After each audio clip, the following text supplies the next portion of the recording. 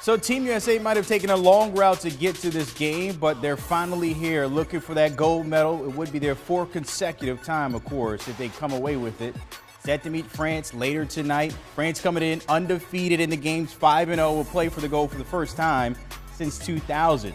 Team USA, on the other hand, of course, they've been finding their rhythm the closer we get to the gold medal game, averaging in their last few games over 30 points a game when it comes to that deficit, a win margin. So these two clubs, of course, they have a little history dating back all the way to 1948.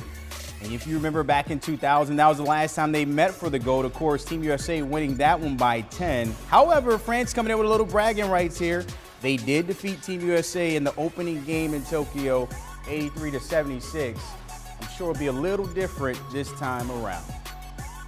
All right, time to bring in Mr. Pick and Roll. Avery Johnson tapping in this AM. And, Coach, we already know the stage is set, France and Team USA, but let's look at some key matchups here. Looking at Drew Holiday, the champ from the Bucks.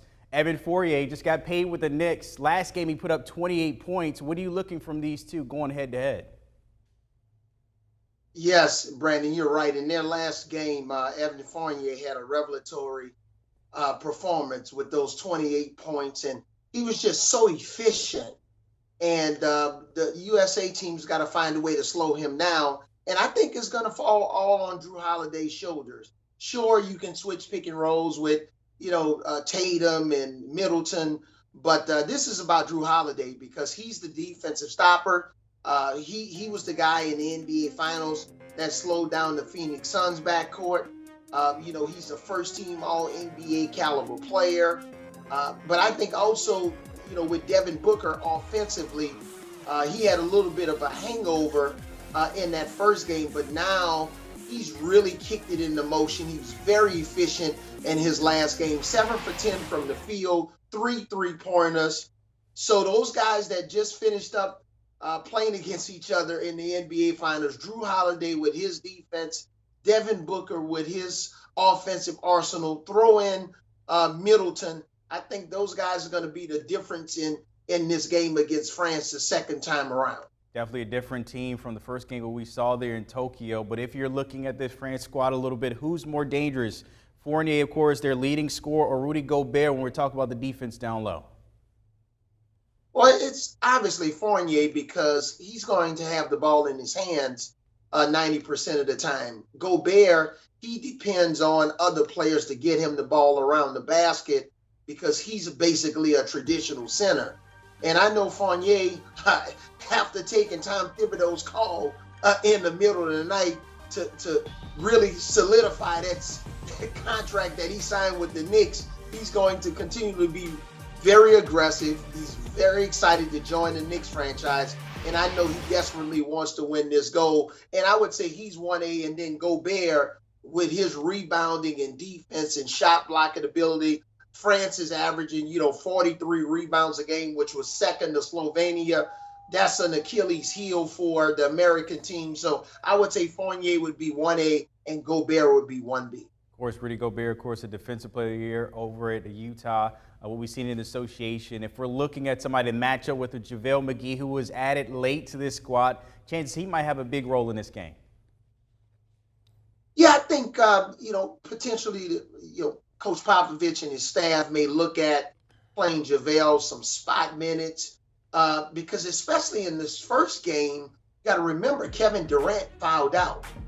He got in foul trouble earlier in the game, trying to match up with Gobert. So maybe give JaVale McGee some spot minutes, try to neutralize JaVale Gobert, maybe put some pressure on him in the post, try to get Gobert into foul trouble, because I don't think Kevin Durant's going to be matched up against Gobert, and that's going to be a recipe for success for the entire game. And Draymond Green is a little bit too small. He's undersized. So look at the American team to maybe adjust a little bit, maybe play some more zone when Gobert is in there, and then find a way to attack him when he's on the defensive end, and don't allow him to just play that zone when he's matched up against Draymond Green, who's not necessarily looking to score.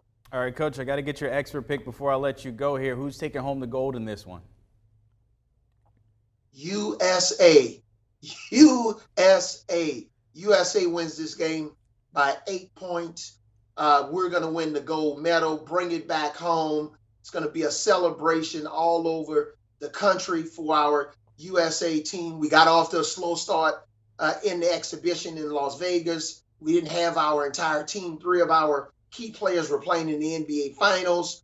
We lost in the first round, first game against France. This is the revenge game. We have some film now to break down, to figure out where we made our mistakes. We got the best team. We got the best player in Kevin Durant. Go USA. All right, that'll be the first one for Pop and also the 4th consecutive for Team USA. We'll see how that pans out. Of course, tip-off tonight at 10:30 in Tokyo. As always, Avery Johnson, Mr. Pick and Roll, checking in with us on HQ. All right, thanks. Want a sports network that delivers everything that matters about the game? The highlights, the picks, the instant analysis. No yelling, no fake debates, no politics. Hit the subscribe button and never miss a moment.